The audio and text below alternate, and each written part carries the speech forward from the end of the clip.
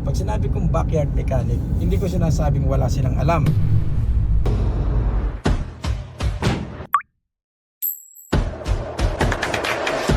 My name is Andre Bonds of the Handsome Mechanic. You should be here.